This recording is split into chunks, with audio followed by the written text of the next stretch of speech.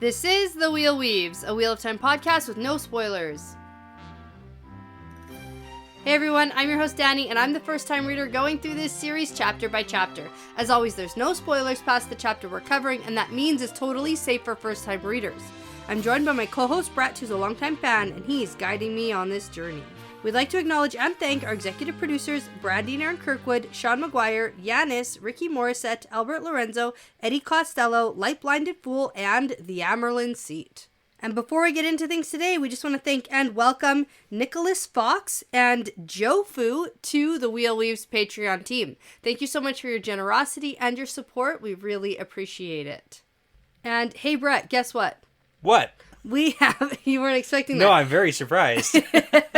Usually this is all me over here. Yeah. So we have a very special shout out to give tonight because I realized that for about a year or so, we have had the ability to have annual patron subscribers. Awesome. Yes, true. So that means people can pay for an entire year of support on Patreon and get an entire year of bonus episodes and early access and all that good stuff. Yeah, and they get a discount, I think. They get a discount if they pledge annually. Right. Absolutely. But here's the thing. It's been about a year, and I realized that Patreon does not send me a notification when someone renews their annual pledge. Okay. So we gotta so definitely thank those people again. We gotta thank the people again for giving us a whole nother year. And so we're going back because I missed January, February, and now we're at the beginning of March. Okay. So there's several people we want to thank for renewing their annual subscription on Patreon. Yay. Awesome. Let's do this. Okay, so thank you so much to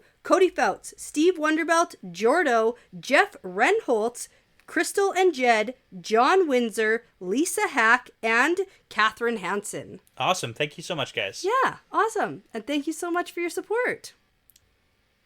All right, so in this episode, we are talking about chapters 53 and 54 of Lord of Chaos. Yeah, so chapter 53 is The Feast of Lights, and chapter 54 is The Sending. Yeah. And all of a sudden, we are at the end of this book. I'm very surprised. Yeah. Here we are. It kind of popped up, but this is a pretty special episode. What even happened this book? What? Oh my god, Tons I don't of even stuff. remember. There's so many things. A lot of stuff. We don't have time to talk about the entire book. And it's not the end of the book, so why are we talking about that? We're not. Okay. No, these are two huge setup chapters. Yeah, with a heck of a lot of exposition for the second last chapter in the book. Yeah, RJ's making you wait for one of the most This iconic endings of all the Wheel of Time books. Come on. This is the opposite of most of the ends of these books. Yeah, where it's this the was last a little bit 4 of a chapters are Yeah, usually it's zip zap.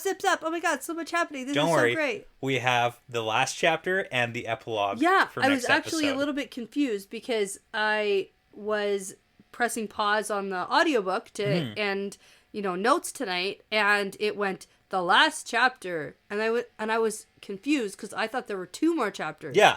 But there's one last chapter and an epilogue. Yeah, which is and next week I'll complain about epilogues. Okay, but that's not for this week. That's not for this. Okay, Yeah. okay, that works. Yeah, and so since this is our second last episode, and then we're done Lord of Chaos, and since we only have 2 more chapters, Yep. right? You know what that means for fun facts. Stats. Cold hard statistics Yes, on Lord I of Chaos. do know that. All right, so here we go. Now, this is an interesting one because I want to take you back because we are pretty much halfway through this series. We're moving into the over 50% way mark of being done this entire series. Whoa. Pretty crazy when you think of that. But I want to bring you back to the beginning of the series because I got to give you some reference points. Because Lord of Chaos is special for a whole bunch of reasons, but also because of these statistics I'm going to highlight now. Okay. Okay, so if you remember back at Eye of the World, we had 7 unique perspectives.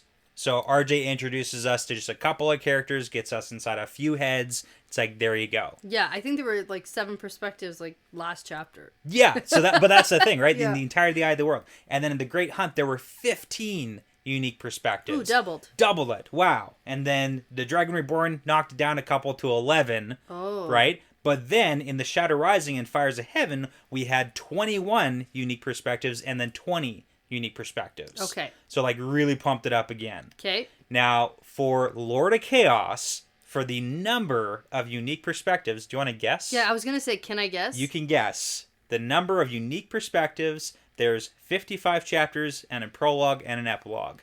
What do you think? 47. No Is that way fucking too high? way. Is that it? It's No. 47 No, unique it's not. It is. It's exactly 47 unique 47 perspectives. is a funny number. That's why I said that. Are you serious right Yeah. now? Okay, yeah. Yeah, no, it's 47. Okay. I thought I did a lot of good build-up there, and then That just was a good build-up. I actually wow. thought that was going to be way too high. And Yeah. you were going to tell me that's stupid. I was going between 47 and 42. Yeah. But no. Okay, 47, yeah. And there was... I mean, good job. Okay, round of applause. There I'm you go. sorry I ruined everything. No, that was really... I'm impressed. Okay. And then there was 100... It's not because I actually know. No, it's fine, whatever. And then 139 individual point of views.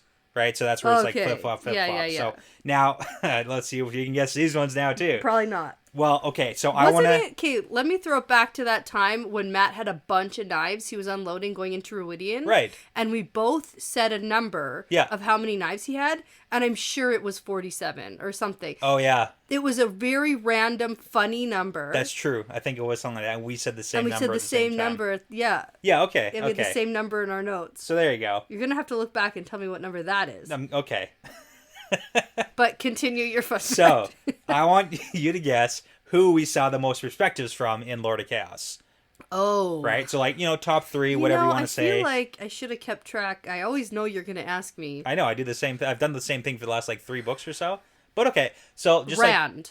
Brand. So, you're calling Rand as number 1. Rand, yeah. Okay. Can you guess how many perspectives he had? Okay. Total in the book for perspectives? Did you say out of the 139. 139. How many Rand were for has 51. Too many. Oh. Ha! Sucker. Okay. Way too high. He only had 28. Okay. But 112,000 words, so that's like a large majority. That's a lot of words. Yeah, okay. Holy smokes. So I was right. That was the Rand top? number 1. Oh, good. Okay. 28. Okay, now coming in second place. Who do you think got the second place? And it's in second place by a significant amount compared to third. So. See, this is where remembering what happens in the book comes in handy. It does. Is it Egwene? It is Egwene. Okay. That's right. Okay. I was going to say one of the ladies. So, how many perspectives do you think? So, Rand had 28 at number 1. Okay. What do you think she came in at? 16. Okay, close. 18. 18, okay. Yeah, that's good. At 63,000 words. So, just a little bit over, double or half. Who counts that? Well, people. Yeah, People count this. This is important. This is important information. Okay. Rude. Okay, now 3, 4, 5, 6. Who are the next 4 people who are all very close? Okay, we got Matt, we got Elaine, we got Nynaeve, and is it Perrin? It is Perrin. Okay. Yeah. Considering he came in very late in the book. True. That's pretty impressive. Yeah. But he really did take over the last third of the book, I'd say. He did. We got a lot at the very end there because he really didn't show up for a while. Yeah. And then we got all of his complaining about his wifely problems and such. His wife and in-laws. Yeah, exactly. Yeah. So Nynaeve had 9, Matt had 8, Perrin had 8, and then Elaine had 7. Okay. So there you go. Fun. Very fun. And, round of applause again for your guessing skills. Thank you. And tell the people what you just looked up. And for the record, I looked back, chapter 23 of The Shadow Rising. We both made Matt does the comical, got 47 weapons hidden on his body. Yeah. And even the Aiel women are impressed. That's what was in my notes. And okay, see, I told you, 47 it's a funny number. is a funny number. Okay. And it just so happened to be the right answer today. Really weird. Okay. Okay. So now, last time we were here, a bunch of crazy shit went down. Yes. Rand got taken. Yep. And we're contacting Liam Neeson. Yep. We're in the process. We're hopefully getting him. Hopefully. We're hoping. Yeah. Now, Egwene is on the move to Tarvalin. Probably. Yeah, something she is. like They're that's going marching. on. Yeah, okay, they're marching. Yep. And the Elaine, Nynaeve, Brigida, and Avienda crew is in Ebu Dar. Yep. And is just terrible at treasure hunting. Having a bad time. Not finding any cloud bowls. Yep. At all. And Matt's there too, not doing much. Yeah, and they're not asking him for help at all. They are not. So. And now Lan is back and is not doing so well. No. Also true. Okay. So, chapter 53, The Feast of Lights. And the chapter symbol is the rising sun because we're in Cairhien. Yes, we are. Now, We get a Perrin perspective here from the beginning. Perrin is making his way through Cairhien, and it is the Feast of Lights, which is essentially like New Year's Eve. Yeah, right around. So the shortest day of the year and the last day of the year. So they do that around, what is that, like the winter Solstice? Solstice, is that what it's called? That's the shortest day of the year. Yeah, that's probably what this is. But if it's the last day of the year, then that's New Year's Eve. Yeah. That's what this crazy party is. Yeah, and it goes on for apparently days. Yeah. And it is party. Yeah. Party time. Party mode, singing, Yep. dancing, nudity, drinking, everyone kissing everybody, boobs are out. All Perrin, the best stuff. Perrin hates it. Oh, yeah, and the women's circle would also hate it if they were here. They would hate it, and Nynaeve would hate it. You know what I love? The funniest part, because that's like 2 pages of description on my this God, like it's friggin' so piece. much. It's ridiculous. The funniest part for me is I love the part where the people are like trying to get Perrin to join in, and then he gets so frustrated he growls at them, and then they're shocked, but then they start growling back and then like frolic away. It's so funny. It's like if someone legit like growls at you like a wolf, Yeah. and they just start mocking him and then dance away. It's just, oh, it's so good. Yeah. All right. So we get a bit of a summary of Perrin's thoughts here about how Nandera said that Rand would be gone only a few hours, but it's been 6 days. 6 days. It's Yeah, been 6 time days. jump here. And either Min went with him or is staying with the Aiel, so Yep. she hasn't turned up at all. Yeah. Super suspect. I want you to keep something in your entire brain here for this chapter. My entire brain? Yeah, the You entire want brain me for the to entire use chapter. My entire brain? All of it on this one topic. Okay. The fact that if people communicated just a little bit better, they could probably figure out that something went wrong sooner. That's definitely true, and that is the theme of all of these books. Yeah, because like Cerelia knew that Min went missing as soon as she went missing, but Perrin 6 days later still doesn't even know that she's and then we missing. We get all these little tidbits of information, like Barrelane knows that people got murdered, and I know. she hasn't immediately told people. It's But like, here's the thing. Yeah, they'd solve this faster. communicate, guys. If anybody communicated even relatively effectively Yes. in this book series, it would be one book long. That's true, but come on. Yeah. I need a little bit That's here. not what we're here for. No, we're here to go to the school in Cairhien To see if Rand is there for 6 days. Yeah, it's just like maybe. Yeah. There's some funny stuff going on at the school here too. It's just a more party. Well, it is, but okay, so Idrian is like making out with the super young guy, but Herod Fell is in super party mode, making out with like 3 young women. But remember a couple chapters ago, Herod Fell said he was going fishing? Yeah? I think he was starting the party early. And he was like, you think so? Yeah, Okay. that's what I think. All right. But anyways, I got to mention that. We like them. Yeah, and then an important thing that I think I need to mention is that Perrin can feel Rand's need for him stronger every day. Yes, and kind of snuck into the middle of this paragraph, he also mentions that just this morning, Perrin learned that the Aes Sedai left Cairhien to return to the tower 3 days ago. Yeah. So it's been 6 days, but the Aes Sedai left 3 days. So we can kind of line stuff up in this chapter where Rand has been with them for 3 days on the move. Right. At this point. Right. Because we saw him in some basement cell thing. Exactly. Yeah. So they kept him there for apparently 3 3 days. days. All right, so Perrin goes back to the palace, and he's just in this miserable mood. Things aren't going better with Fael, and when he gets to the room, she's there playing stones with Loyal, and she still smells jealous, angry, and disappointed. Yes. And so Loyal is just still stuck in the middle of their marital problems. Yeah, it's really sad because Perrin even mentions about Loyal, like every time that they're in the same room together, he looks like he's gonna cry. Aww. He's just caught in the middle of this terrible spousal problem. He's very sensitive. He is. All right, and now at this point, Sulin comes in. She's still being a terrible maid, and she smells worried. And then it's just a lot of Perrin smelling how everyone is feeling. Yeah. We get it, man.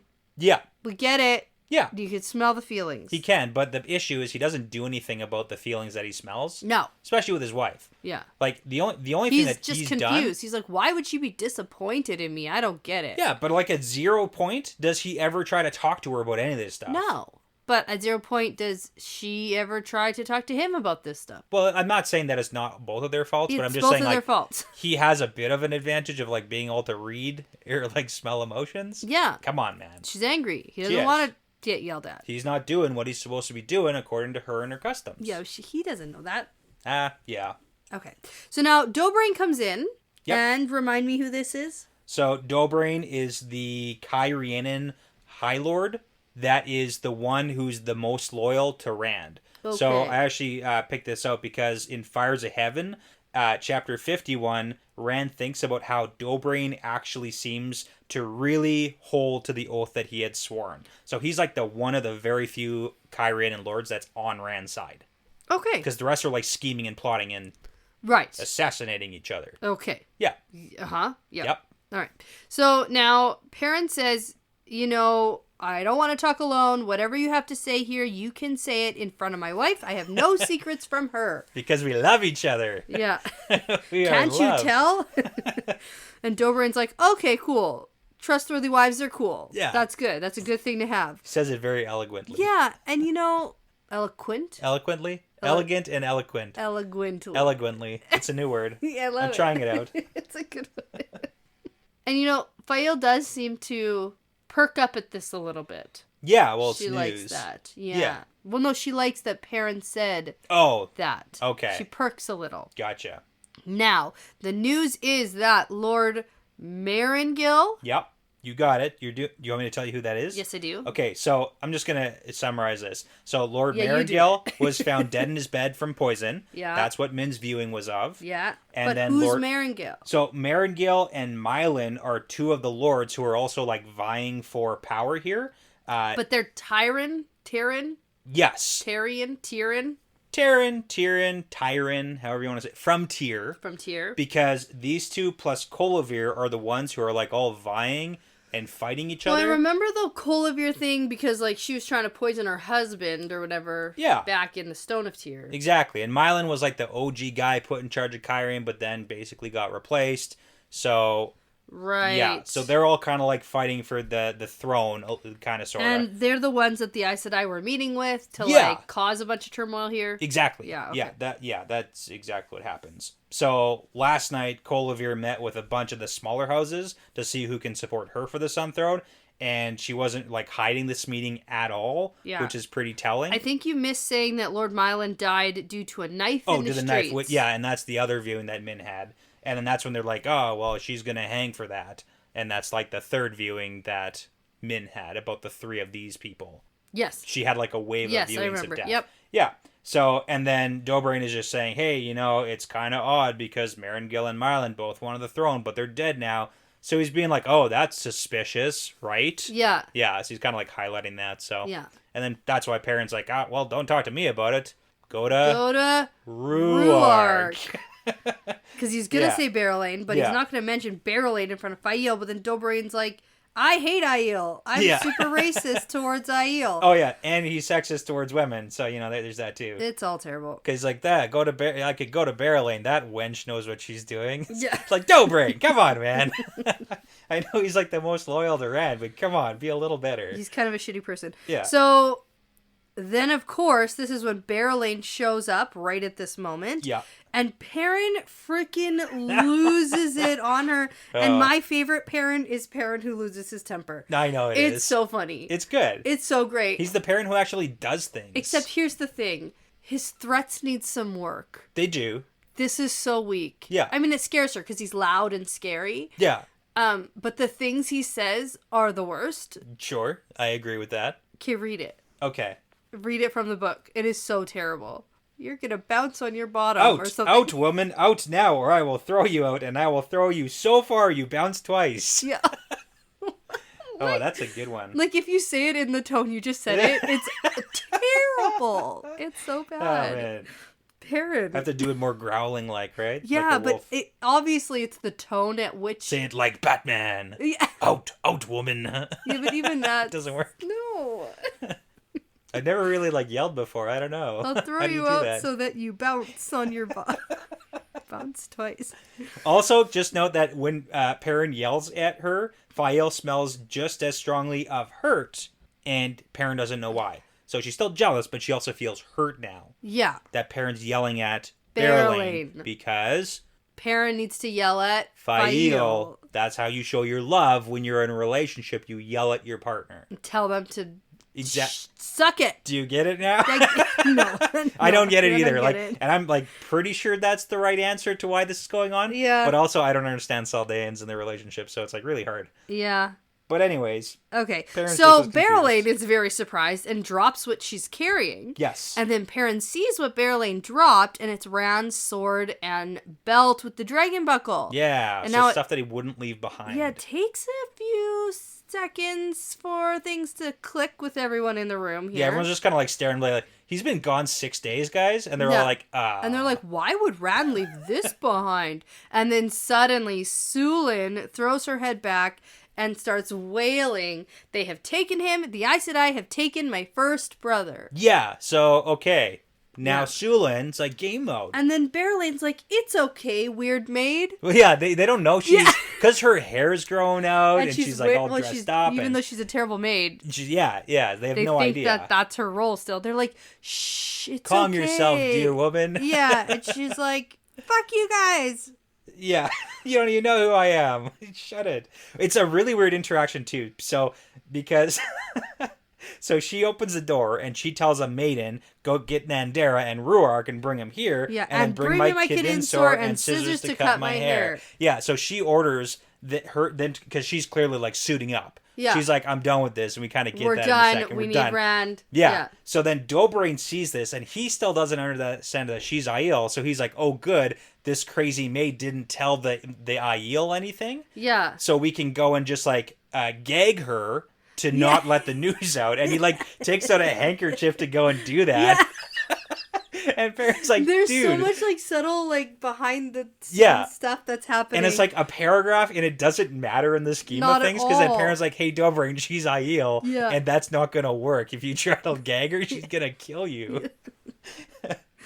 Yeah. But yeah, because they want to keep it secret. Like they don't want this news out that Rand is kidnapped. I know, but also stupid rational Perrin wants to like talk through this whole thing. Hey, now don't jump to conclusions. Let's see here. Rand said the 3 Aes Sedai can't hurt him, and from what we know, he never let more than 3 near him. Yeah. And now this whole thing is stupid. Okay. This whole cat and mouse dance around the room away from and towards the different ladies thing while the conversation is happening. Also weird. It's just like weird. Like, you know, this whole thing, even the You way know what? you just did the whole pulls the handkerchief out thing, it makes me see this entire scene as a stage. I see it like a play on a stage. Yeah. Like it's all very physically comedic. Sure. While a very intense thing is happening. I was going to say it's kind of like the British humor where it's like the cop is chasing the guys through the doorway and then they're chasing the cop. It's like, you know, that kind of funny stuff. Okay. Yeah. I didn't know how the music goes, but you know how the music goes with that stuff. I do know how it goes in my head, but I'm not going to go because it's just going to sound like do. No, not like that, but you know what it is. See, I said I wasn't going to do it. You did it. But anyways, that's what's going on because like I know. Perrin's chasing Fael, Fael's moving away, Barrelane's chasing Perrin, and then he doesn't want, and then he like Perrin pokes her in the stops boob. and pokes her in the boob, and then he's like, I poked her in the boob. And then he's like, stay away from me. And she's like, ooh, only a few men could make me obey them. Yeah. And then, you know, things get serious about the Aes Sedai while this is all, like, happening on the stage. So the important thing that comes out of what Barrelane says is that the Aes Sedai have been very clear that they're taking Rand back to Tar Valon. Yeah. And they've been telling everybody. And she's received at minimum 10 visits from sisters advising her that once Rand is gone, that she needs to leave and go back to Mayenne or she's going to be removed from here. Yeah. And that's why, from what we've seen, is Colavir kind of gets put in as like a replacement to fill that void. Because we did see Colavir's meeting and she literally just murdered her competition. Yeah. So Colavir is the one who's like supposed to be taking over the throne in Cairhien. Okay. Sure. That's what's happening here. Okay. And then we get some stuff about how it comes out that Elaine is meant for the Sun Throne. Yes. And Dobrain is like, oh, cool. She's got a good claim to that. Yeah. He's on board and he's loyal to Rand. She should have been a Damage Red, not a Trickhand anyway. Yeah, and he goes into that. Yeah. But he's like, name doesn't matter. She can claim. And then that's why Colavir is the key is because she knows, as well as everybody else, that Rand has promised the throne to Elaine. So that's not a secret right now. But Colavir clearly is like trying to plant herself on the throne by murdering competition and all that stuff. Yeah, so, now with Rand gone, yes, who's going to stop her? Exactly. That's the point. And the Aes Sedai are like very certain that Rand is going to be gone. So yeah. Mm-hmm. Because they had a plan. They had a plan to kidnap him. This was plan A. This was plan A. The whole time. Probably. Yeah. So after the discussion, they're sure that Rand was taken by Aes Sedai, and Perrin says, I'm going to go alone. I'll go get him back with my wolves. Yeah. And then Loyal's like, no, you're never alone, bestie. Not while I'm here. Yeah. It's pretty cute. And then he, gets embarrassed because he's being brave. And then Doberan's like, me too. And my men. And then Cerealia comes in, and it's a whole thing. Yeah, it's a very, Fellowship of the Ring situation. It is. It does seem that way. Yeah. You have my ex and my 500 men. And then there's I'll go get all the Aiel. And my knives. And my knives. So... Yeah, but anyway, so tomorrow, this is the plan being formed. We're going to go and try and get him back. Are you really just going to glaze over that? The Lord of the Rings reference? Yeah. I mean, a little bit, but I don't know. You made the reference. I know, and I realize that now. So you got to go. That's why I was trying to glaze over. Because you just didn't want to get up. I want to get up. I'll go get up. Okay. All right. That wasn't so bad. Yeah, that was okay. So we've got 2 new shot glasses sent to us also by Chris. From last time. So he sent us 2 more, and I got the classic Hollywood thinger that they snap shut when they're doing the film thingy. I wonder what I'm sure there's a name for that, right? Yeah. I should have looked that up. Oh, well. Anyways, I got that one from Hollywood. Cool. I got a little teeny tiny Moscow Mule mug that says Los Angeles. Yeah, it's very cute, and I think you should drink from that for the rest of the night. I feel like a big giant. Yeah, I love it. Like an old gear. Perfect. There you go. Cheers. Oh. To assembling the Fellowship. Now we just need Liam Neeson to return our calls. That's true. He is not. I've been emailing him. He needs to be part of this. Liam Neeson at Outlook.com. It's not working. No response. Weird. I assume he has Outlook. Okay. All right, so now at this point, everybody's together. They're all deciding, who's going, what's going on. And then Nandera sees Sulin and says it's about time she's done being a stupid maid because it's been 4.5 weeks of this. Yeah. And they go off into a room together. Yeah. And now I also noticed here that Faile does not insist on going with Perrin. Yeah, she doesn't. For the first time. Because even when she was super pissed at him in Tyr... Yeah. She's still going with him. Out of spite almost. Yeah, well, at that point, they weren't, married. They weren't even necessarily... Yeah. Yeah. So. Anyway, so. Okay. No Faile, holding a grudge. Yep. And or then, really doesn't want to go on this, death wish trip. No, she's holding a grudge. So. Because she comes back. Right. Spoiler for later this episode. Okay. So Perrin asks Ruark if he's willing to send the Aiel against the Aes Sedai, because there are 6 of them, and he says that maybe 100,000 Aiel will be able to stand up to 6 Aes Sedai? Yes, yeah. Perrin. So that's what Perrin... Because that's a huge force. Yeah. But I mean, yeah. In Perrin's eyes, though, Aes Sedai are literally unbeatable. That's true. Well, he's seen what, Moraine and Varen and Olenna have done, so... you throw a chair at their head and they're knocked out. That's true. No, I get it. You think 100,000 Aiel can't take out 6 Aes Sedai? Hopefully. Garbage. Well, I guess we'll see. Yeah, okay. So Ruark is hesitant because news came this morning that the Shido are moving south into the heart of Cairhien. Yep. So that's a problem. Yeah, big one, because he should have enough to stop them, but if he takes all, 100,000 Aiel, then the Shido are just going to, sweep through again and reclaim Cairhien and all this stuff. They'll have to redo everything. Right. So there's a couple issues here, because, number one, Perrin's thinking, it doesn't actually matter if the Shido retake Cairhien if we lose Rand to the tower. Yes. It doesn't matter, so, we might as well give it up. But the other issue is that we know that there's a lot more than 6 Aes Sedai. Oh, yeah. So he's planning on, 6. I still think 100,000 Aiel can take out 39 Aes Sedai. Yeah, I mean... I still think that. Okay. Well, even though maybe. It's more. We'll see. I know. So now at this point, Cerealia tells Ruark that he has to tell Perrin the whole truth, and Ruark doesn't really want to, but then Ruark's like, okay, so we can only take maidens and the Swisasa man. That's right. The Siswai'aman. Siswai'aman. The Spears of the Dragon. Because too many of the other Aiel still will not fight the Aes Sedai. Yeah, so he can only use Spears of the Dragon because those are the ones who are willing to, throw themselves in. They're the weapons. They're here for it, right? So Cool. So Dobrain still has the 500. 500, that's it. Yep. and Perrin thinks, you know what? No matter what, there's always the wolves. Yeah. But how many wolves will die? Yeah, he doesn't want that to happen, but hey. Now. Wolf Army. Good. Yeah. Excellent. You know what's really funny? What? Okay, so we had a conversation about when Perrin was facing off with Bashir, and how Bashir was like, I'm going to take File back to my camp. And I said, hey, he's got his Two Rivers guys, and he can go and fight Bashir. And we talked about the numbers, because he's only got like 300 archers, versus Bashir's like 9,000 soldiers. Sure. And I said, well, Perrin's got wolves.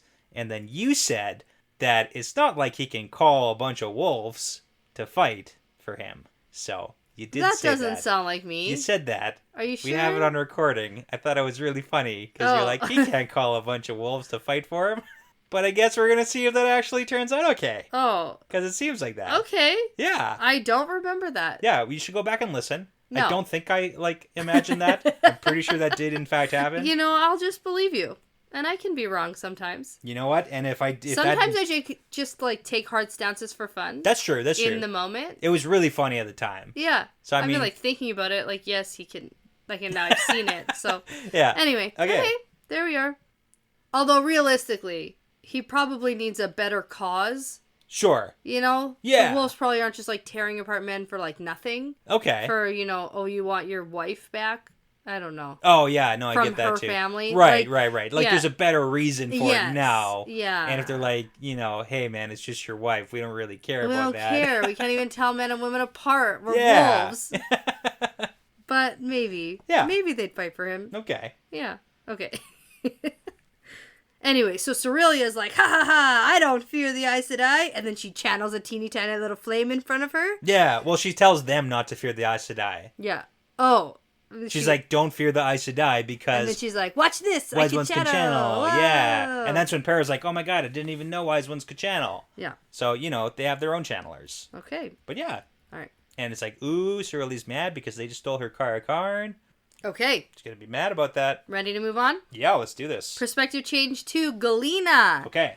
Who is the Red Black? Yes. Who's now in charge. Yes. So, she is currently in a tent with Min. So, confirmation that Min is 100%... Yeah. here traveling with them. Oh, yes. Yep. They didn't just, drop her off somewhere No, they didn't. Or something. They took her along. Yep.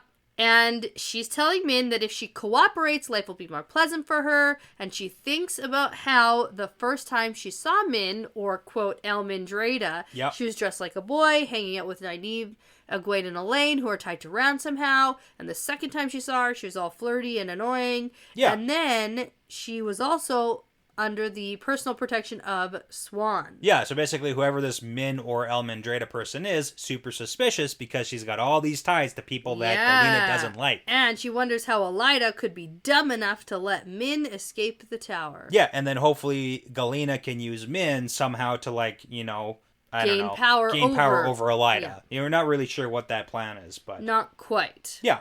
And we also are not quite sure exactly, what's going on here, or what she knows, or what she shared, or not shared, so... We're not even totally sure about, Galena and Alviarin's relationship. We know that they're both Black Aja. Yeah, but it doesn't really seem like they know that, or are working together at all. Yeah, because she's like, well, whatever Alviarin's done, Elida still managed to, keep some power for herself, so it's not like they're, BFF Black Aja friends. Well, and at some point in here, I didn't keep track of absolutely everything she was talking about, but at some point she did say she also wants to, bring Alviarin down, too. Yeah, I mean, that's the whole MO of, any Black Aja or Dark Friend is, gain power over everybody else. Everybody! So okay. So Galena leaves the tent and tells the warder on guard to watch her properly this time. This is big. Because we don't want a repeat incident of last night. Yeah. So this is where we get the real numbers of what's going on. There are 33 Aes Sedai who have been added to the original 6. So now there are 39 here. Yeah. Do you want to hear the breakdown? Okay, so the OG, I'm so happy you're so excited about this. The OG 6, we had 1 gray, 1 brown, 1 green, 1 white, and 2 red.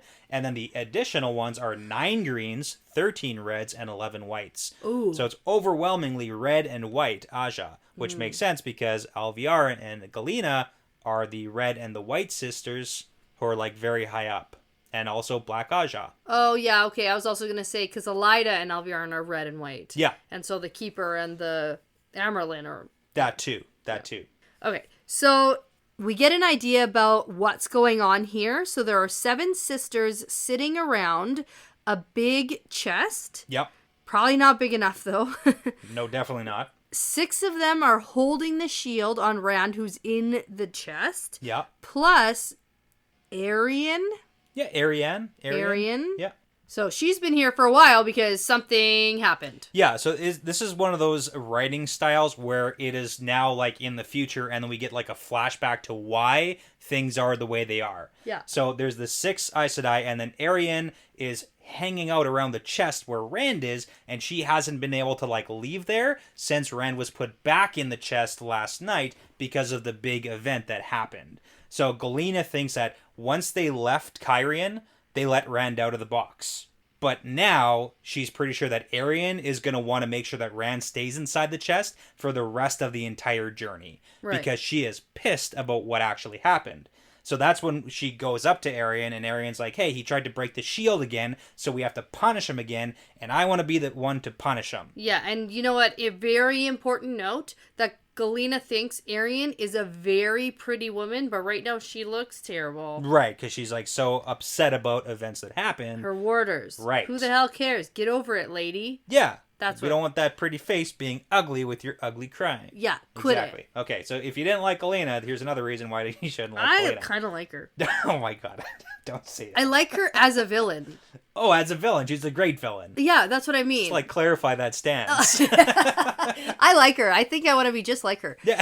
No, I like her as a character. I like actually to read when she's around. Oh yeah, she's a wonderful, horrible person. I feel like she's very interesting. Yeah, absolutely. Yeah. So, okay, so this is why Arian wants to punish Rand and be the one to punish him, because now we find out the big event that happened last night. So the incident started when Rand discovered that Min was in the camp. Yeah. Because a warder let Min walk around the camp. And Rand was hanging out outside too. Yeah, and then Rand saw her, and then he went berserk, and then he not only tried to break his shield because he was shielded, but he also killed a warder with his bare hands and then killed another with the sword of that warder in the seconds that it took the sisters to wrap him up with air with the power. Yep. So within seconds, Rand kills 2 warders. Yeah, he should have killed 2 Aes Sedai. I mean, heck, geez, come on. I'd rather him killing these like Aes Sedai than the warders. I feel bad for the warders. They were close enough, right? Yeah, I know. But that's the thing. So now, because of that, they punished Rand, and then Min saw that Rand was being punished, and when we say punished, beaten. Yeah, oh yeah. Like beaten mercilessly, so that's a big thing. And then she freaked out, and so they beat punished her, and then Rand even like freaked out even more because he saw them beating Min because she was freaking out. It was like, it's terrible. Yeah. Like, it's a fucking nightmare disaster. It's not a good system. And I think the worst part is for Arian that the 2 warders who died were both hers. But you know what? Big middle fingers to you, and I'm glad that your warders are dead. Yeah. So, fair. Because they're all accomplices in this terrible, torturing, like, screw all of you. Yeah. I hope you all die. Okay. I feel very strongly about this. Well, I don't agree with their punishment strategies. I know. Okay, and then it gets I don't worse. Either, for the record. I know. You just say, you're like, yeah, I like Galena. No, I like Galena to read about. Okay. I think she's interesting. But, like, I'll be happy when she dies. Oh, you think she's going to die? Yeah, of course. Most people in this book are going to die at some point. Okay. Yeah. Especially now. I feel like we're set up for her to actually probably die next chapter. Really? Yeah. Really? Like, I feel like we're coming up to a big, like... Yeah, like a crescendo. This is the last chapter of the book. It's got to be a big thing. It better be. And you're thinking that it's like, it's going to end on a, It's going to end on a something, and I think there are going to be dead people at the end of it. Okay. There's no way it's going to be, like, good. No, that's what I was going to say. It's like, is it going to be like a happy ending of the book? Well, or is it going to be like a... It just depends what you define as happy, because... Will Rand be free of these people and the box? Probably. And I mean, like, we can get into it because I have my, like, notes on what I'm going to predict for the last chapter. Sure. Do you want to wait? Yeah, I want to wait till we get to the end of this. Okay. Yeah. And my predictions might change based on our conversation. That's true. That's why I want to wait to the end. Okay. Now, so Galena thinks that if it was up to her, she would have already gentled Rand days ago. Yeah. But since that was prohibited, she thinks that the best way to keep Rand in check is to bring Min out in front of him and beat her until Rand learns to behave himself. Yeah. But since both of the warders were this other Aes Sedai... Arian. Just say Arian. Yeah, just say it. Learn can't. it, say it. She's important. Arian. Yeah. Galena's just like, fine, you can punish him. Yeah, so I was going to ask, though, because the whole, like, oh, she would have gentled Rand days ago, but it's prohibited. So we know that she's red-black, so is it prohibited by, like, Tower Law, or is it because... Both. The Forsaken, Both. like, / the Dark One, don't want Rand gentled. Yeah. Both. Yeah. Okay. Although, okay, yes. I mean, real question, right? Yeah. Like, does they don't want him, they don't want Rand dead. Like, that's been a kind of common theme here, so... Yeah, but gentled is different than dead, and we know, though, that the Forsaken don't think that you can heal channeling, or gentling. Yeah, exactly. But maybe the Dark One can. Maybe. He can bring people back to life. That's true. He's got some cool magic powers. So, I mean... Maybe. All right. And anyway, this is Galena's way of wanting Arian's pretty face to stay unruffled the rest of the trip. Yeah, exactly. See, she's doing something nice for her. Isn't that nice? You want to be the one to beat him? You can go ahead and beat him. Sure. As much as you want. Yeah. Okay. Now, perspective change to Rand. Yep. So he blinks and flinches as the chest opens up, and he knows what's coming. Lews Therin has gone quiet, and Rand is barely hanging on to the void. There are no physical cords, like, holding him, but it doesn't matter because he can barely move anyway. Like, he can't stand on his own since he's been trapped in the chest for, like, 6 days. And Arian comes up to him and, quote, unlike last night, this time she says nothing. And then she just, like, starts beating him with air. Yeah, so it's kind of crazy because when you think of this, like, you put your head between your knees right now while you're sitting down. Yeah. And then just, like... It's not sitting down, though, because when he gets back in the chest, he's crouching. Yeah. So, like, you're literally sitting with your knees up by your head. Yeah. He's not sitting... Like, because I was picturing him sitting down on his butt with his legs out in front of him. Yeah, and it's kind of like, just like a crouched position. Yeah, okay. Tried it out. Yeah, it's uncomfortable. We did some reenactments there. Whatever it is, it's horrible. It's not good. So, and just like days. Yeah. And then only being taken out to be beaten and then put back. Yeah. So yikes, okay. So then Arian rains down the beating on him, and he does his best to keep his eyes fixed on her, not cry out, and during this beating, he thinks to himself, this comes from trusting Aes Sedai, never again, not an inch, not a hair, and he keeps just sort of repeating that in his head. Yeah, that was Moiraine's advice. Yeah, he knows she's trying to break him, and he puts on his best Two Rivers stubbornness and manages to even smile at her, which just makes her go even crazier.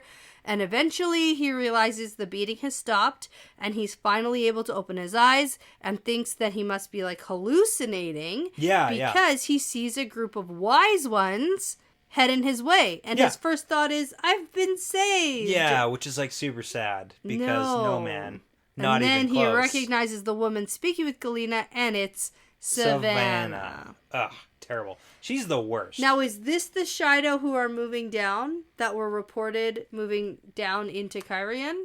It's possible. We don't really know just because time frames are a little bit wonky. So it could be, but it also might not be because we know that the Tower Aes Sedai and the Shido have some sort of deal. So they could have been like, okay, move the Shido into Cairhien when we leave. Because that's going to keep the Aiel from following after us, just in case, just like Ruark said. Right. So it could be like two factions here. Okay. So she walks up to Rand with her like cleavage out and does a weird thing where... Look at my boobs. Yeah.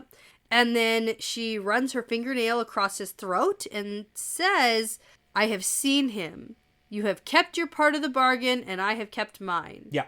And now at this point, Rand is like, sure, Savannah wants him dead because, you know, he's responsible for Couladin dying. Yeah, exactly. But we find out later not the case. Yeah, it's much more romantic than that. She is a crazy bitch. Okay. Now, the Aes Sedai fold Rand back up, shove him back in the chest, and the lid closes. And so now at this point, he is trying to work through the pain. He thinks... What is Savannah even doing here? What bargain? But he thinks no time for that now because Min is here. I have to get free. And, you know, they're hurting her. He can worry about all that other stuff later. Yeah. And then this is where he works on assuming the void again to reach out to Saidin because he's doing that whole testing the shield gently thing. But then he finds Luz Theron there, and he goes, burn you if you'd only work with me just once instead of against me. Yeah, this is good. And then my favorite thing happens. The thing that you've been waiting to happen? That I've been telling you was going to happen. Oh, you've been talking about it, No matter how many times you said, no, this isn't going to happen. But here we go. Here we are. Yep. I'm so excited for this. This is when it actually happens. This is when it happens. Yeah. And Luz Theron goes, you work with me. Direct response. Yeah. Yeah. And Rand nearly loses it because he unmistakably heard Luz Theron answer him. Yes. This is like a direct LTT answered Rand when he's like cursing at him in his own head. Dynamic duo. Work together. This is what I wanted. Yeah. This is so great. This is the worst, but also excellent. I love it. I love it, love it, love it. It's so interesting. So Rand thinks we could work together. And Luz Theron says, together? Whoever you are. Yeah. Which is so good. What do you mean, whoever I am, whoever you are? Yeah, he doesn't even really get it. No, he doesn't, but it's like, that's the connect. We got a connection now. Yeah, and then Luz Theron vanishes for a little while. Yeah. Just like a very little while, because he comes back in like a half a minute here. Yes, he does. Yeah. So I imagine that this is quite a long time later, probably. Yeah. Because now they're just like hanging out. Yeah. Okay. So Rand reaches out to Saidin and feels the shield there, and he feels slowly his way along it from the hard plane that suddenly turns into 6 soft points. Yes. And Luz Theron thinks soft because they are there, sustaining the buffer. Okay, so we know the like different in terminology from Age of Legends to now.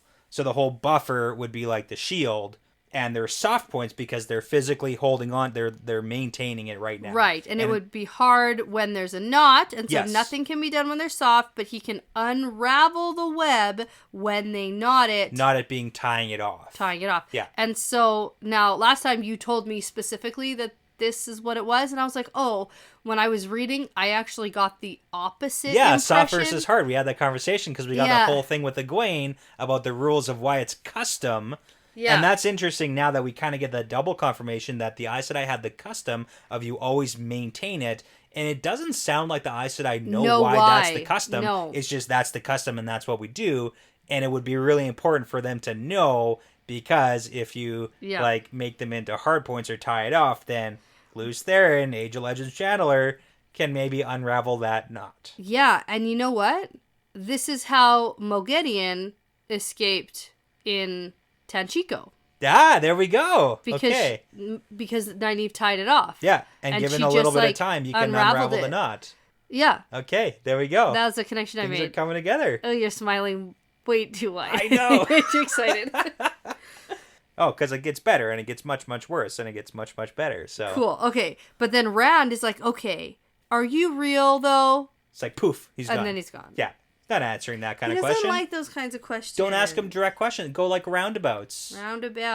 Be like, how about those blonde ladies that we like, hey? No, that'll just send him into a spiral. That'd be the worst question. Well, maybe. No. Okay. So now, at this point, though, Rand is going to come up with a plan. Now, it's not a very, like, good plan. No, because he's also... He has. Yeah, it's hard because, like, Rand's already kind of, like, going bonkers. Yeah. And now he's being tortured. And then he's stuck in a literal box. Yeah. So... Okay, so Rand thinks how long he might have to wait for them to tie this shield off. Because he thinks eventually they're going to. Hopefully. And that's his downfall. Yeah. That's his downfall, thinking that they're going to tie it off. Yeah, because that's right now from the Age of Legends guide. That's the only way. Right. So that's what he's hoping for. He's going to devise a plan to get them to be so comfortable with this that they let their guard down. They make the mistake, and then that's when he can spring the trap. Right. I don't think that this is ever going to happen. Okay, because fair. of custom. That's totally fair. And I think that it's basically he's going to break free when someone attacks them and they lose the maintaining the shield. Okay, that's probably what I think. But so Rand's giving himself some hope right now, which is, I guess, what you need. You need that purpose. Yeah, I need a little bit of hope. You hang on to it so you don't go totally insane while you're stuck in this box. Exactly. So he says maybe it's been 6, 7, 8 days or so. He starts to think of a plan about how maybe he'll smile again during the beatings, let himself scream, and then maybe he'll stop pushing against the shield, do some begging for water. Yeah. make them think that he's breaking. He wants to be let out, and then in 2 or 3 days maybe they'll think he's broken and stop watching him so closely, and maybe at that point they would tie off the shield if they think he's a completely broken man. Yeah. Now this is kind of reminding me a little bit of Logain when he sort of shuts off completely, but that's after he's gentled and he like legitimately loses hope in everything. Yeah, it's a little bit of a different situation, but like it's not a terrible plan where, hey, if they think that you're broken, they will kind of stop being as careful. You, yeah. And it kind of makes sense, but then he also starts going a little bit crazy, thinking, oh my god, I need to spend another 2 to 3 days inside this box. And also like being beaten. And all this stuff. It's like, it's so bad. Yeah. And so Rand is just desperately hoping for a crack in their actions, and he realizes he's like laughing and can't stop. Which is important because that's what they hear next in the next perspective. Yes, so... him laugh crying. Yeah, so back to Galena. Yep. The wise ones have left, and Galena thinks how every one of them can channel except for Savannah. Interesting to note. So she thinks that she's going to be safer surrounded by channelers. Yeah, plus Savannah's like a big jelly monster. So now Galena also thinks that she'll have to use them for the second part of their bargain, which is the unfortunate death of Gawain and his younglings. Right, that's part of the plan still. From way before. Yeah, we heard and that. And Galena goes to the chest where Arion is, and she's like standing there and says, he's weeping. Can you hear him? And then she breaks down crying. Yep. And Galena's like, just go have some tea. You know, Come have some tea in my tent with me. I'll help you out because you're so pretty. Exactly. And she's like, no, I have to take care of my other warders because they can feel what I'm going through. Galena frowns at the chest, and she thinks that Rand is either weeping or laughing. It's maybe a little bit of both. And she doubts he's laughing. Yeah. And then she thinks there are 20 more days until they reach Tarvalin. And from now on, whether Arion wants to do it or not, Rand is going to be beaten each morning and night. Yes. So by the time they get to Tarvalin, the plan is to have Rand like kissing Elida's ring and speaking when spoken to. So and cowering in the corner. Exactly. Like 20 days of beating Rand day and night. Like this is absurd. I mean, but she's Black Aja. Yeah. But not everybody here is and not Black all Aja. Black Ajas are like sadistic, in the mood like for just like beating everyone all the time. Yeah. Right? Like some just want some glory and some power. Yeah, exactly. Yeah. Like I'll hurt someone if I have to, but I'm not going to just like beat people. Yeah, Galena is just like vicious. Yes, she is. Oh man, it's just the worst. Okay, perspective change to Savannah. Yep. Because once she and the wise ones are out of the Aes Sedai camp, Savannah asks them if they all, quote, saw the means they used to hold him. Yeah. And then one of the other wise ones is like, yeah, we can do that too.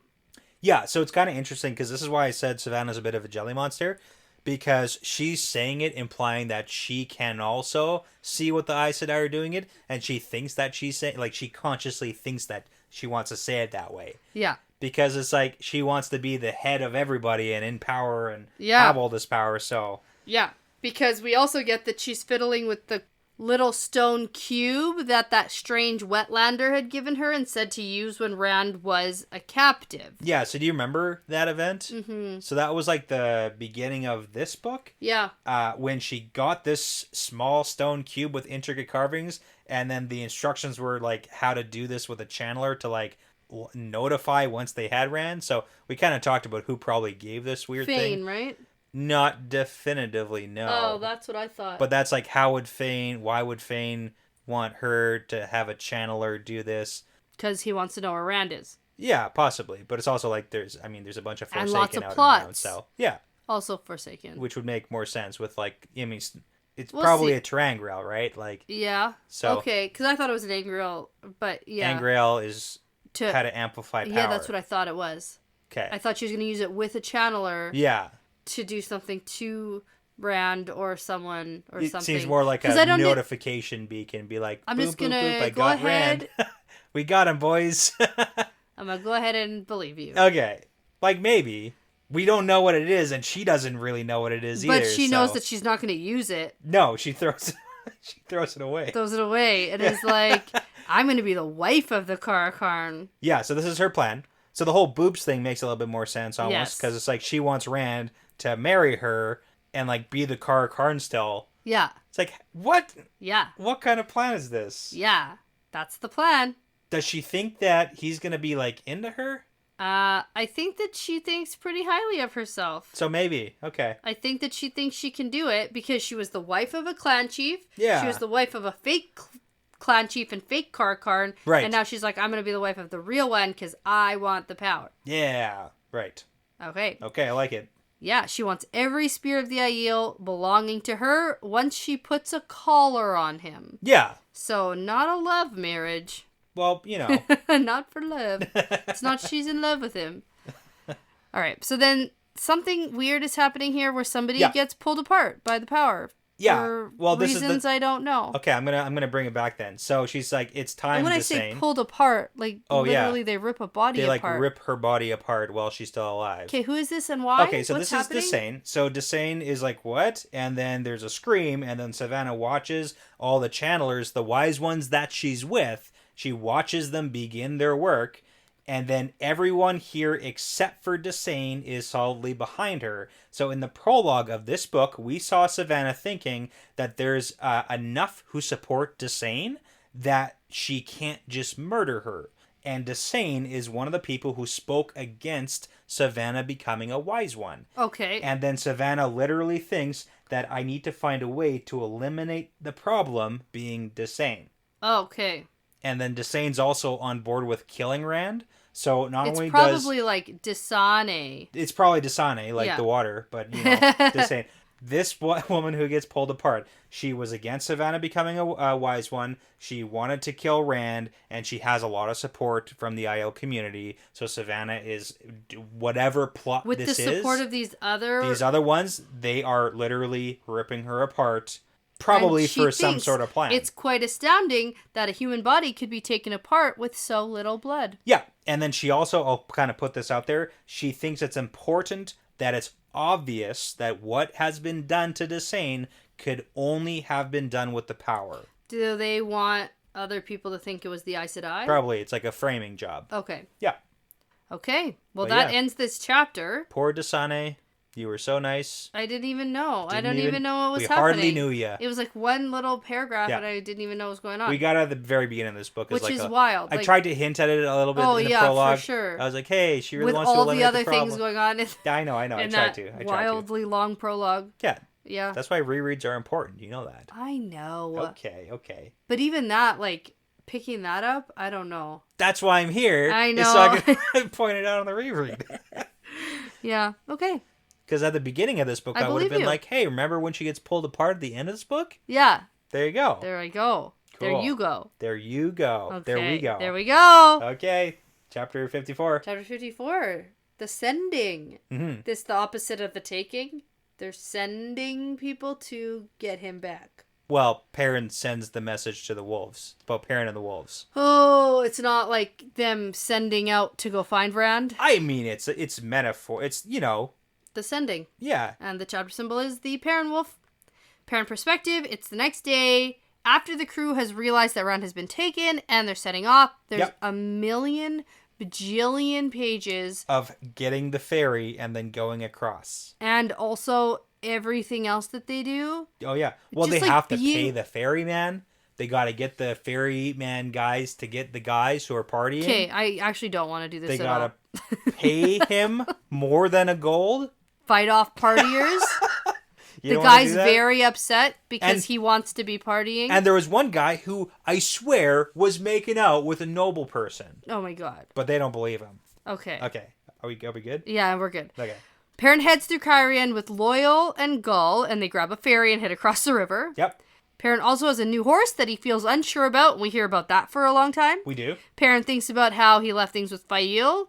Not very good, not even a kiss goodbye, but Faile does whisper, if you fail, I will take up your sword. If you fall. If you fall, I will take it. Same thing. Yeah.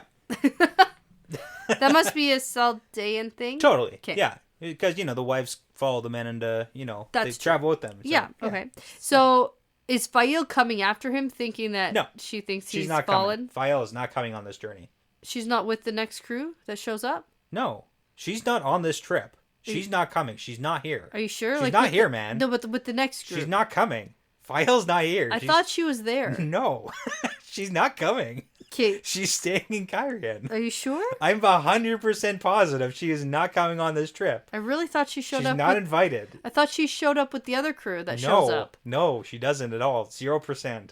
Weird. Her name literally doesn't come up. My brain imagined she was with them all. Yeah, no. Definitely not there. Nope. Okay. She's just like, in a general sense, if you fall, No, I'll I know get that. vengeance for you. All right. Okay. She ain't coming. All right. So, okay. Next, we get a couple pages of Perrin meeting up with his army. First, he meets with Dobrain and some people. You skipped the part where Berylyn was going to come, but then she doesn't. Okay. That's it. Okay.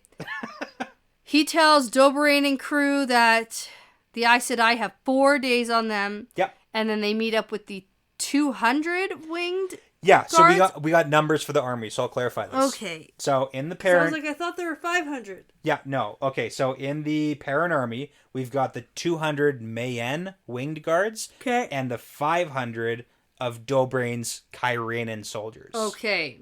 Okay? And then they get meet up with all the Aiel. Aiel. Yeah, and they Perrin asks like how many. So Rurik's got 5,000 of the Saswayaman, and then 1,000 maidens. And Sulin is back in Kidinsor. And Sulin's back. And then Amis and Cerelia show up, and they've got 94 wise ones who can channel the strongest of them. Okay. Yeah. Good. Let's go get back round. Couple important things to note. Perrin's horse's name. Did you note that? Did you get that? Stayer. He's very good with because he's like, hey, he's not a step. He doesn't move. Stayer, just like he stays put. Not as like a stepper as Stepper is. Yeah. Yeah, but what's more important to me is the weirdness between Sulin and Nandera, because Sulin was in charge before, right? Yeah, she was the old leader, and then the shame thing happened. Yeah. And then Nandera took over, and now Sulin has met her toe, and now it's kind of like, who's in charge? But we can talk about the rest of it once they fight. And then Amis and Cerelia also, like, that can just, like, what's going on here, because they're both kind of trying leading. And it's all from Perrin's perspective, and he is just confused by all of it and can't figure it out. It's probably not that confusing, but Perrin just doesn't know what the heck's going on. He doesn't get what's going on. So Perrin thinks a lot about the power and how the wise ones can channel and how he's gonna like use them to his advantage. Yeah, it is kind of interesting on his thought process because Cerelia, we know, is like super weak, and that's what he saw her do, and he's like, oh, she's pretty weak. And then Cerelia and Amis are like, hey, we have the strongest of the Aiel in the one power, and then it's confusing for him because it seems like Cerelia's in charge. So he's thinking like, hey, Cerelia is in charge, so she might be the strongest in the power too. So if they're all like as weak as Cerelia is... Yeah, I think Perrin needs to weak. stop thinking He's about assuming. these things. And you know what they should do is they should like talk to him and be like, hey, this is what we're capable of doing. Yeah, or how about we just put the Aiel in charge of this mission? I feel like the Aiel are the most competent at this job that they've set out to do. Probably. And I think they know what they're doing much more than Perrin. Yeah. Who does. Isn't like a Matt general. No, he's not. He's actually the opposite of that. He's literally the opposite of that because he takes days and days and days and days and he still doesn't come up with a freaking one plan. That's true. Not even a terrible That's not true. plan. They have a plan and it's charge. Okay? Okay? That's the plan. The plan is not, go. No. The plan is go. No, we it's charge. not even that. The entire time, periodically throughout this entire 20-page chapter, he's thinking... We get there, we go. What are we going to do when we get there? You just say, it's showtime. And then you go. What are we going to do? What are we going to do when we get there? What are we going to do? It's showtime. That's in the whole chapter. That's the whole chapter. Okay. Gosh. Okay. Anyways, he's good at estimating how far ahead they are. 70 to 80 miles ahead. He's pretty bang on. Like, that's good. And then they march. The Aes Sedai are 70 to 80 miles ahead. They push hard to catch up. After the first day, they make it 35 miles, and he's sure that they'll be able to catch up with them before they reach Tarvalin. Yeah. So do you want to know the numbers here real quick? Just because, so they're marching 35 miles, and when we saw Matt's band, who was like really good, they were going 45 miles, and Matt thought that they could push a little bit further too. Ooh. So just so you kind of know. And it seems like the Aes Sedai are moving about 20 to 25 miles per day. So it's like they're gaining 10 miles per day on them. So it should take, 7 or 8 days, 10 days, whatever it's going to be. Why not? Whatever. Yep. So now the first night, Perrin goes to sleep, and it's time to talk to the wolves. Yeah, here we go. So then we get 2 full pages of Perrin reaching out to the wolves. Yep. Introducing himself. Learning names. Wolf names. We get a huge recap about how wolves speak in elaborate images. Yep. And their names. And their names are very elaborate images. Yeah. But not quite the wind moving on the lake, but kind of like the ripples that move on the lake. This is the thing. He knows you want to get there. He knows you want to get to the end of this book. And he's like, I'm going to make you wait like 10 more pages. The problem is, you made me stop reading after this chapter. That's my the fault. problem. My fault. Because Robert Jordan never thought that anyone would stop reading after this chapter. Ever. Yeah, no, that's Did for anyone sure. ever That's stop true. reading after this chapter? Yeah, like, you know No. what? It's a little bit late and I'm a little bit sleepy and I'm just going to put the book down and finish it tomorrow. How about in a week from now? Oh, like, man. I literally read this like 4 days ago. I know, right? Okay. I'm going to finish it tonight, though. I'm very excited. Okay. Okay. Now, Perrin asks the wolves, I'm seeking people ahead of me, Aes Sedai and men with horses and wagons, except, it's not just words like that, but that's Not quite like essentially that. what he asks. The Aes Sedai are two-legged she's who touch the wind that moves the sun and call fire. God. Yes. Cool. I'm going to drag this out just a little bit longer. Okay. Okay. The important part, then he's like, hey, how far away are they? Is the camp? And then the wolves say some stuff, and then he's like, I don't really know how that works, but I can estimate 60 to 70 miles. Yeah. So tomorrow, you should be able to tell exactly how long it's going to take to catch up, because you'll be able to get the differential. Yeah, and then the question comes up from the wolves. Why? Like, why, man? What you looking at them for? Yeah. What's going on? Yeah. And then Perrin is like, well, I don't really want you to die, but hey, they've caged Shadow Killer. Yeah. And then there's this, like, shock that fills his mind. This is pretty cool. And even Perrin thinks to himself, the wolves aren't going to care about this. Yeah. They know Rand as Shadow Killer. That's, like, a thing they know. But, like, why would they care? Oh my God, do they care? Do you know why they care? Because he's going to kill the Shadow. Well, and also... They don't like the Shadow. I mean, there's a few things going on here, like, that's pretty deep with wolves. They know about, like, the last hunt. Yeah. Right? They know about, so presumably about the last battle. And we know that wolves kind of have that, like, collective shared memory type stuff where they communicate. So yeah, like the old world magic stuff. Yeah. Or whatever. Yeah, and they, way back when. So. Okay. So they know, and they know this is a big deal. They're like, oh no, we need to help. And we're like, yes, they are. All yes. the howls start from everywhere. It's pretty cool. It's a pretty cool scene. To the point where all the horses are like freaking out and soldiers are like expecting a wolf attack. And then we get the best thing ever because they're like, we come. Yeah. No, I love it. No brother though. Not yet. No. Not yet. Ooh. Right. Okay. So Perrin consents the next day, several hundred wolves plus more coming. Let's do this. We come, brother. Cool. Yeah. Let's do it. So each night, Perrin is spending time with Loyal and Dobrain and Ruark and whatever. Yep. And... Can I tell you why this is important? And they talk about what happens. Like, what are they going to do when they catch up to the Aes Sedai? Yeah. Which is like, we don't know. Why is this important? Oh, okay. Don't leave me hanging. No. I was going to say just because, like, Loyal brings up the fact that he, like, from books he's read, and he gives us the short version, which is nice, but he gets that the tower law says that the man should be taken to the tower, so he doesn't think that they're going to, like, gentle him on the spot or anything, but he's also hoping that they're not going to gentle Rand at all because he's the Dragon Reborn, so why would they do that? They must be treating him well. Loyal's going in a very roundabout way of saying, hey guys, I don't think that there's just 6 Aes Sedai here. Yes. Because if there's someone who's very strong in the power, and he gives a bunch of names and references of, like, examples. Past Dragon Reborns, right? Yeah, or like the past false dragons. Yeah, and he's like, hey, they would send 13 sisters, and we're pretty sure that 6 wasn't enough to take Rand, so is there really just 6? There's probably more, so we should have a plan. And then Dobrain's like, we should charge in and die, because that's, how cavalry work. Yeah. Apparently. And then Ruark's like, we should just wait and see, and we're all gonna die someday. It doesn't look very good right now for any of them. No. I thought Ruark might be a little better here. Maybe. He's in a weird spot. Maybe. Because he's also leading, like, Saswayamon, and that's, like, a weird thing, and we kind of get that with Gaul and Ruark. They won't even talk to Perrin about that, so... Yeah. It's all very... Like, Ruark's going through his own emotional stuff, okay? Sure. Come on. Yeah, because he really didn't even like that Molayne was talking about how she didn't like Aes Sedai. Like this, right? Yeah, like in the previous. Yeah. He doesn't want to be a part of that. No. It's just like, he's in a tough spot. Okay.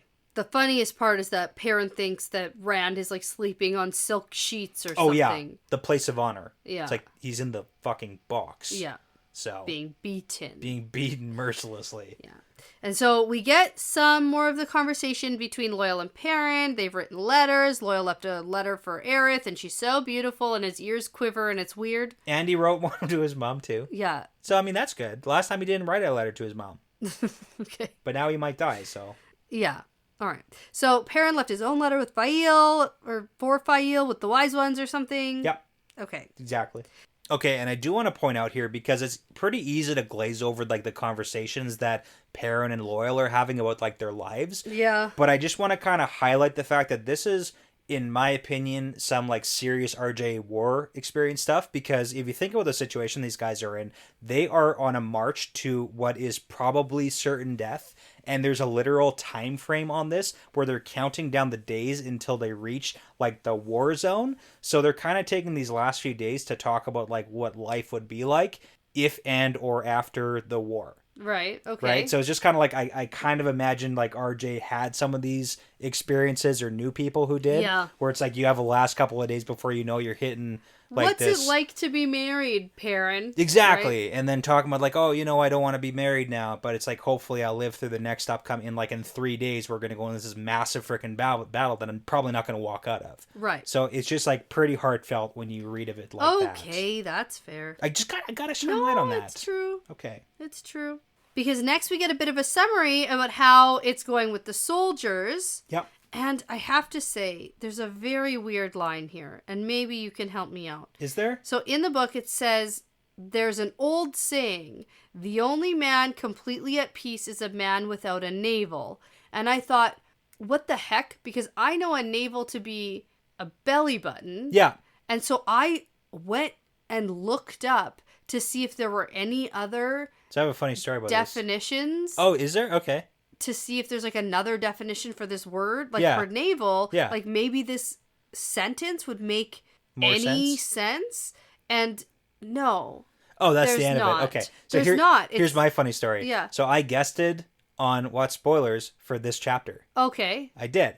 And this conversation came up. Yeah. Okay. Because I didn't know what the hell this sentence meant. Yeah. I don't know what no this idea. means. And Is it someone who's dead? well, no, it's a man is completely the only man at complete peace is a man without a belly button. There is no man who's at complete peace. Oh, it's like a proverb? Maybe. I wasn't even sure after the conversation I had with Seth Oh and my Radia, God. and I still don't understand it. So, like, I was hoping you maybe knew, but maybe it's just like, hey, No. it's just a funny, like, oh, nobody's at peace. Nobody's at peace. Or if somebody is like, Or we're never born because you have to be born to have a belly okay, button. So. or like blown apart because you're dead. Exactly, or like The dead only and man- decomposed, and then I'm at peace. So, Yeah. like, maybe there's, like, a funny thing like that. That's not funny. But Well, I mean, it's kind but of... yeah, because I read this and I thought, what? And I went to look it up. No idea. Nothing. The best I got is either nobody's at peace, you're never born, or you're dead. Or you're at peace when you're dead. Yeah. Yeah. So, like, one of those three I options. think nobody's at peace. I think it could Except be... for Homer Simpson's clone. Okay. Homer Simpson's clone That's doesn't good. have a belly That's button. a good one. Okay. That's the only thing I could think Which of. kind of lines up. Yeah. It makes sense. You got it. Okay. Oh my gosh. RJ was ahead of his time, you know? Oh my gosh. Okay. All right. So now the Kyrian aren't very comfortable around the Aiel. The Aiel are pretending that the Kyrian don't exist. Yep. The Mayanners seem to be They're just friends with like, everybody. getting along. They'd never been at war with the Kyrian, and they only fought the Aiel in the Aiel And War, they're so they're like, yeah, all right, here we're we go. cool. Yeah. Cool, whatever. And then the lead Mayen guy Yeah, Nirel. Yep. Havia and Nirel. apparently talked with Gull about Lord Perrin and his Two Rivers campaign, and now he wants to hear all about the great battles. Perrin hates being from famous. Perrin, Yeah. and he's, back on his I'm no hero Yeah. thing. That whole track. Makes sense. And interestingly, too, Urian is here. Urian He's the guy that Perrin met, and he knows him from, like, way back when. from the Great Hunt Exactly. in front of Aaron. Yeah. I remember. He's back. That name I remember. Of course, it's a funny name. Well, they're all funny. I don't know. Uh, Like, I can't tell you why certain names stick and others do not at all. It's the Even though I've UR. heard It's them- funny in the English language. I don't think that's it. Name me one not funny word that starts with UR. Yeah, it's pretty They're funny. all funny. It's all pretty funny. Okay. Yeah, there's a lesson there. That's Okay. fair. Yeah. But who's the spy guy? I can't remember. Isn't he Vernon or something? Vannin. Vannon. That's See? just you just suck at Not names. fan. Not funny. He needs a funny name, I guess. Okay, now, lastly, though, Rourke and Gull are completely ignoring Perrin when he asks about the whole Siswayaman. The headband thing. And he's like, they're like, what headbands? I don't know what you're talking about. Basically. Yeah. All right, now. Okay, we're getting there. Real close. Okay, nope. First, though, we got to talk about Sulin and Nandera. Okay, this makes sense. And we got to talk about Amis and Sorelia. Okay, do you want me to break it down real quick? Sure. Okay, so 2 days into the journey, Sulin and Nandera, they're both trying to be leader. So anytime any question is posed, Sulin and Nandera are like trying to talk over each other. Uh-huh. And then the second evening, they try to kill each other with their bare hands. Yeah. And this is from Perrin's point of view, so he's like, he's gonna jump in to stop them from killing each other, but Rourke's like, no man, you don't step in the middle of this fight. Yeah, they had a big fight. Exactly. Sulin wins. So they toss each other around. Sulin has her face down, like pinned, and then she proceeds to bash her head on the ground until she goes limp. Sulin bashes Nandera's head in. Exactly, but first she had her pinned, and then she smashes her until she's unconscious, which might be important with Giotto. I was actually going to say, I'm sure there's something going on here. It's quite possibly, and we don't get a definitive answer, but it quite possibly might be Giotto. Sulin is a little bit out of practice. Maybe. Because she's had to do this stupid learning how to be a She's getting some servant, extra, like, fighting energy out. Yeah, exactly. But not very honorable. Exactly, but that's the big thing. So Perrin assumes that Sulin, since she won, she's going to be leading, but then afterwards Nandera is 100% in charge, and Sulin just falls in line underneath her, so it quite possibly might be because the whole, like, less honorable way of winning... Yeah, that's actually super interesting. She took it too far. When I was reading, I didn't pick up the, like, specific nuance of the unconscious and then smashing her head, so that makes so much sense. Yeah. And then with the Amis and Sorelia thing, they clearly... I have no idea. Well, this is less I was going to say less hard to figure out because they have differing opinions. Perrin's heard some mention with the Aes Sedai and then custom and battle. Yeah. And we know that Wise Ones do not participate in fighting in battles. Mm-hmm. So Amis seems to be on the side that she doesn't want the Wise Ones to fight in battle against the Aiel. And Sorelia's like, times are changing. Let's light them up. Because they captured our Kara Karn. So then, instead of, like, duking it out, Amis and Sorelia go and talk it out, and then Sorelia apparently wins, because then when they come back, they're doing Sorelia's plan. Yeah. And Sorelia's like, let's fight. Let's do it. All right. Okay. Now, on the 7th day out of Kyrian, so that's how long this has gone on for. Keep in mind, Rad's getting tortured every day. Yeah. Maybe. March faster, man. We haven't really... Maybe, though. Well, that's what we think we know. Maybe something has happened since then. Okay. I will point out that we saw Rand thinking, like, maybe it's, like, the 8th day and, like, 2 or 3 more days. He said maybe it's the 6th day, too. So yeah, 6th, 7th, 8th. So it's like, we don't know, but it's like, he definitely might be. Yeah. How would he get out before this? I don't know. Okay. Guess we got 2 more chapters. Uh-huh. A chapter and an epilogue, sorry. Okay. Yeah. Someone else that we don't know might be showing up or something. I don't think so. But I like it. Okay. But yep. There's lots of people who can, like, pop in and out of places. Yeah. If they get wind of what's happening. So anyway, Perrin gets a message from the wolves that there's a large party of men and maybe women approaching a few miles to the west. They're heading the same direction as Perrin. So Perrin takes a small group. Yep. And the majority of the army keeps marching. And they head out to go see what's going on. Yeah. So keep in mind, Perrin does this without telling anybody what they're actually doing. Yeah, of course, because, like, why communicate? Yeah. So, Sulin comments on how friends suddenly appear with no warning, and Perrin just knows where they are. Yeah, because he's like, Perrin hey, we gotta go doesn't tell this us way. anything. Yeah. And then so after about an hour of marching, they come across the 2 Rivers men carrying his banners. So it's Daniel and Aram come to greet them. And there are a whole lot of Aes Sedai with them, too. Yay! Sort of. Yay. It's like maybe yay. No. But I mean... Nope. It can't be that bad, right? It will be beneficial for us in the short term. Okay, short-term gain. Short-term gain, long-term sort of, pain. because they're... That's how they say, that's the phrase, right? Maybe. Okay. I don't know. I just know that this is only, like, short-term good because Okay. we're only on the same side temporarily. Right. Because what they want to happen with Rand at the end of this Right. are different. Yeah, that's fair. That's fair. So that's what I'm saying with the what's a happy ending here. Is the happy ending that Rand just like basically escapes the Black Red Aja, Yeah. gets out of the box, doesn't go to the tower, but now is in custody of the other It's like what comes Aes next. Sedai. Fair. They shield him and they take him and maybe they don't torture him as much, but they still have their vendetta against him. True. And think that he tried to kill one of them. Yep. So like It's all true things. That's a whole thing still that's like terrible. So like yes, we can use these Aes Sedai right now to break Rand free of the other ones, but then we have to get him to escape all of them. Yes. Or kill everybody. Love it. There we go. Now we're on the same page here. Okay. Kill Kill all them all. of them. Come on. Kill them all. I'm really just on LTT side where it's like kill Kill 'em all.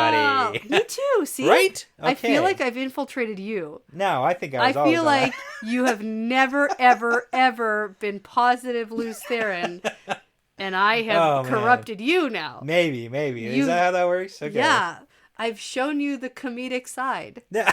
I I'm don't- killing everybody. It's funny. It's funny because then once you kill everyone, there's no one left. and then It's you great. just, mourn about it for 1,000 years. do whatever you want. 3,000 years. You know what? I'm pretty sure that Ishamael was right, and we should end the entire universe. There you go. Hilarious. Great. All right, so there's a whole lot of Aes Sedai here. Perrin recognizes Alana and Varen. Yep. And now he's thinking that 9 of these Aes Sedai might be very useful in the next couple days. Yeah. And then we get introductions too, because Karuna and Bera, the two we're the leaders now. We're the leaders now. Yeah. They're all like, hey, we're the leaders now. And Alana can find Rand. And I said this, medium. Yeah. I sort of said this. Daniel kind of explains, like, hey, they caught up to the Two Rivers men, and they're like, hey, we can find Rand, and then they assume that Rand is with Perrin because they left together, so it's like, why is he going that way? But sure, we're just going to follow. So, but hey, it worked. And that's Daniel's point. It's like, hey, it worked because you're here and we're here, so it's like, cool. Yeah, Yeah. sort of. Don't be mad that we didn't come right to Kyrie and we followed, so Yeah. a little bit of that too. Well, I mean, it's all okay. Yeah. Okay. You know what's also good? What? They have Perrin's other horse, Stepper, and then Fael's horse, whose name is Swallow. Yeah. Yep. And he also notices that there's 9 Aes Sedai when Rand told him to bring 6. Oh, yeah. Perrin notes that. Okay. Don't trust Aes Sedai. Don't trust them. Never again. No. Never again. So Bera and Karuna introduce themselves to Perrin, and they ask him why he's here. If Rand is a few days north from here, because this doesn't really make sense, we thought you'd be together. Yeah. And then Perrin tells them it's because Rand is being held prisoner by Coirin and the Tower Aes Sedai. And there are at least 5 others taking him to Tarvalin, and he means to stop them. And then a bunch of the Aes Sedai break out talking immediately. Yeah. And they're like, oh my god, Elida can't have him. Can't let that happen. But they're skeptical of there being only 6 sisters trying to take him. Yeah, so smart. They immediately caught on to that. So Yeah. did you pick up on any of the smells that Perrin is smelling? Alana's. Okay. She smells of pain. Yep. And Because she can jumps feel. in and Yeah. said, I told you he was injured, and she seems to be half crying. But I mean, keep that in mind. She can feel everything and that's she's happening to very Rand. concerned. And this is what I said. Yeah. This is what I said I thought would happen. I thought Alana would be able to feel him, would be able to find him, and be able to sense him, and develop a stronger connection to wanting him unharmed. Cool. No, absolutely true. Absolutely true. So now Karuna comments. Oh, did you want to tell me more smells? Yeah, you got to pick Oh. up the other smells Okay, here. tell me more So there's a smells. lot of smells of fear and outrage, and I thought you were gonna look for Varen's smell Oh, no. because That Perrin would have been smells. smart. You're right. I Perrin didn't. smells that Varen smells furious and afraid. Oh. I just noted it because I figured you'd be because you're always like Nah, whatever. Yeah. That's just fun. It's just fun to say you things. give enough smells and it's like they're all the same. Yeah. So, anyways, but nobody likes this, No. which makes sense Karuna comments about how few people Perrin has here. because he has like the small He's like, party. you're going to Yeah. stop Aes Sedai with this? And he's like, I have a few more people back over there. Shove it, Karuna. Yeah. Yeah.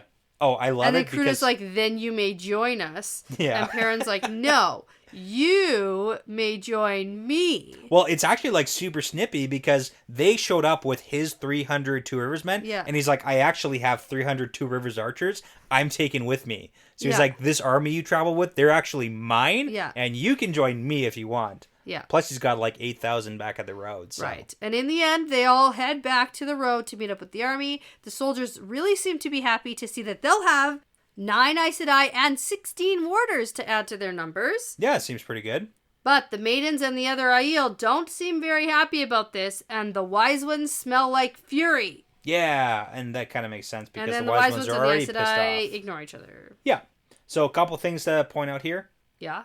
Perrin picks up on the fact that Morana is the low wolf in the pack, and she's like not in charge anymore, and she's got dull resignation and anxiety filling her scent. Okay. She's just terrible now.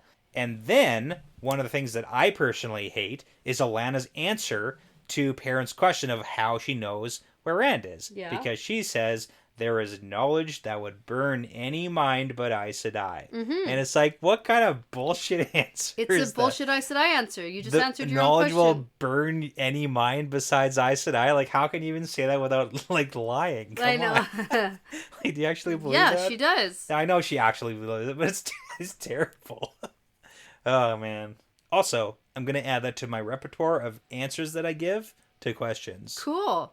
Do it. Just like if you ask for a favor, I'll say, yes, as long as you don't ask me to hurt my country or kill my sister. Right. Yeah. Yeah. I remember that. There you go. Add to the list. Yeah.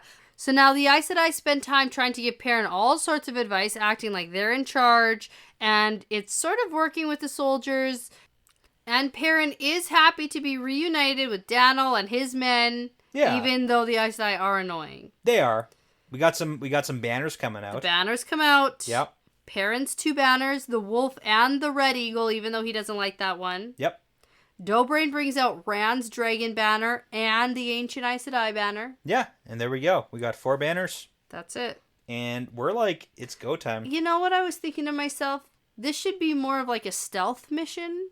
No, they have a plan. I told you the plan. No. Charge in. Yeah.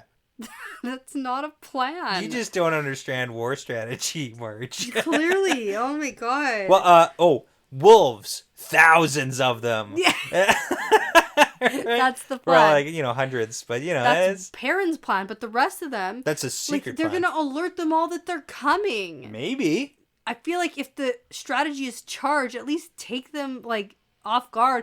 Go in from anvil and hammer situation or something. Wow, that was like you pulled the war strategy out of the hat there. See, I told you, I do understand war You've been strategy, paying Marge. attention. Like the Battle of Kyrian. Fantastic. Okay. Yes. Yeah. But no, fly the banners and march in real slow so they know you're coming for a full day and have time to prepare. True. Great. I don't see what's wrong with this. That's for sure how you win. And you definitely don't get them running off with Rand or something in a different direction while you're fighting them. Well, keep in mind, there's not like 6 No, I know that. Aes Sedai. There's not like 13 Aes Sedai. There's 39 I Aes know Sedai. that. That's why this is a problem. This Okay. isn't like great. It's not. And it's been not like great. 10 full days and they still don't even have like any inkling of any idea of what they're going to do. I'm going to get offended if you keep saying that. It's I just need more strategy than just like show up and take Rand back. Yeah. Because it's not going to work. It's showtime. Showtime. God. Okay, so finally, on the 10th day, almost at noon, Perrin knows they should overtake the wagons soon. Yeah, like just afternoon, they should get there, and it's like real soon. It's morning time. So, he's still not sure what they're going to do after that. It's coming to him. It's then that he gets ascending. Oh, that's Descending, the thing. yeah, Descending. that's He gets ascending from the wolves. Yeah. And they say, come now. Many 2 legs. Many, many, many. Come now. No, it's wolf time. Wolf time. Let's do this. No, doesn't that mean that there are many people on foot attacking him? Well, I guess we'll find out. Jeez. Because who the heck knows what's going on right now? Not me. Remember what the name of this book is? Chaos. There we go. The Lord of Chaos. Let's go finish Lord of Chaos. Oh my gosh. Oh man, I'm so excited. Okay, prediction time. Ready? Okay. You go. Tell me what's going to happen. I think Aes Sedai are going to die. Okay. Well, like which... On both sides. Okay, that's what I was going to ask. There's going to be some names that I just decided to remember. They're going to be gone. That's maybe why I was pushing so hard for you to learn some Aes Sedai names, because you know names of people who are dying. No, that's not why. Oh, okay. No. Okay. Anyway, so that's a thing that's going to happen. I feel like Rand will be freed somehow. Okay. I just can't really put it together. Okay. And... he'll be freed from his current situation. Oh, for sure. And then, like... But then I don't know. Okay. I was going to say, like, put into the next situation. Yeah, and then the thing is, we also have 0 wrap-up for any other characters. True. So, with 1 chapter left... And an epilogue. And an epilogue. I don't know what the epilogue will contain or what it will have, so I'm not really counting it as part of my... Okay. Wrap-up, sort of? It's like 5 pages. Okay. You get a couple pages. Okay, I don't know, though. Because if it's anything like a prologue, it's just going to be a continuation of the book. Totally. No, I get it. So, we got Cloud Bowl situation in Ebudar. Okay.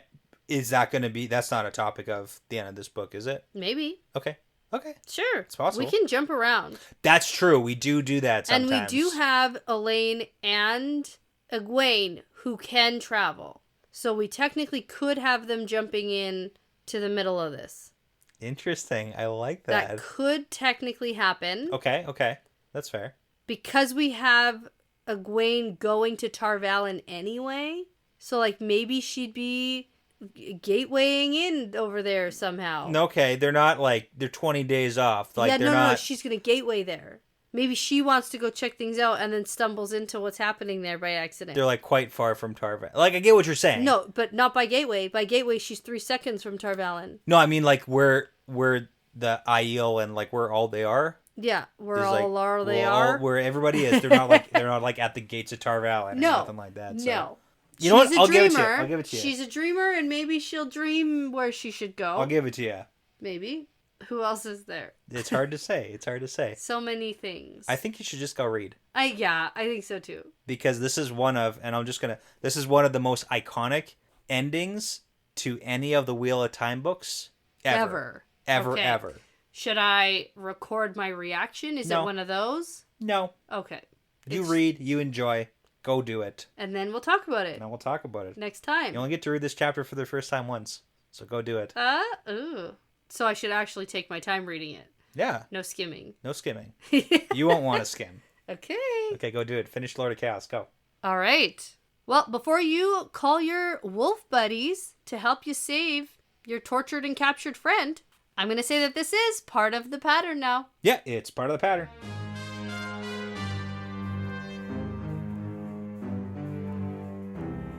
Thanks so much for listening, everyone. The Wheel Weaves is hosted by Danny and Brett, edited by Danny, produced by Danny and Brett, with Essen, Passion Socks, Mozyme, Moltude, Benjamin, Michelle O'Brien, Jamie Young, Cody Fouts, Megan Smiley, Jonathan Reese, Vince Lewick, and Margaret, with music by Audionautics. If you are interested in supporting us and the podcast, and also getting some really cool exclusive merch and access to early episodes and bonus episodes, you can check out our Patreon at patreon.com/thewheelweavespodcast. For general information about our show and us, like how to send us shot glasses, how to join our Discord, how to get in touch with us, things like that, for all things The Wheel Weaves, you can go to thewheelweavespodcast.com. Please be sure to give us that 5-star review because it really does make a huge difference. And tell a friend about us because referrals really are the best compliment. Thanks again for listening because this really is part of the pattern now.